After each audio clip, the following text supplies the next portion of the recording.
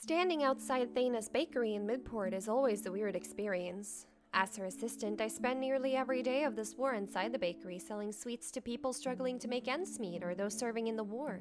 But there's just something about standing outside the shop that overwhelms me. We're fairly close to the middle of Midport, so you can't see the end of the port on either side, so it just appears as rows and rows of shops that stretch on forever. This place only exists because of the war. Thaina and I are only here because of the war. I may be biased, but I believe that Thaina is the most generous soul on Fenrir. It wasn't long ago that Thaina was running her store in the town of Fate, a shop that was built shortly after the monstrous wolf and Barrack destroyed most of the town, and it had to be rebuilt. Thaina's family ran the business and passed it on to her. She hired me shortly after. If you don't know the story of Fate, let me explain that an orc by the name of Razmig is solely responsible for saving the town. He defeated Barrack and helped rebuild and protect the town from that moment on. He's pretty intimidating on the outside, but almost as kind as Thaina on the inside. I've lost count of the times that he would come into Thaina's bakery in Fate and help us if we were having an issue. He helped us replace the sign outside when Thaina felt we needed an upgrade. He helped us move the counters around when Thaina felt like redecorating.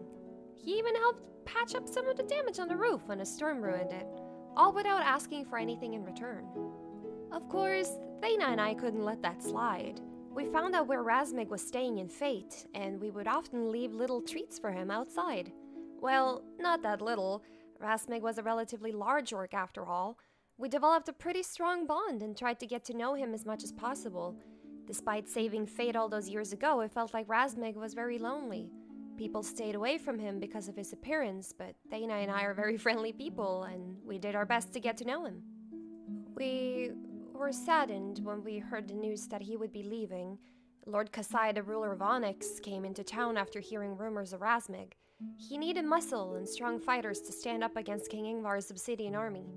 Again, this could be me being biased, but Razmig has to be the strongest fighter on Fenrir, so it comes as no surprise that Kasai and Ingvar would look to recruit him. Razmig made a deal with Lord Kasai. If Razmig were to serve in the Onyx army, then Lord Kasai must assure him that Fate would be protected both during the war and after. Lord Kasai must have agreed, because Razmig left with his army shortly after. He did come to say goodbye to us the moment he left the bakery. Thaina turned to me and said that we need to be brave, like Razmig. Once Midport was built and set up, Thaina told me it was time for us to move the bakery there. We're not warriors. We have no idea how to handle diplomacy in wartime.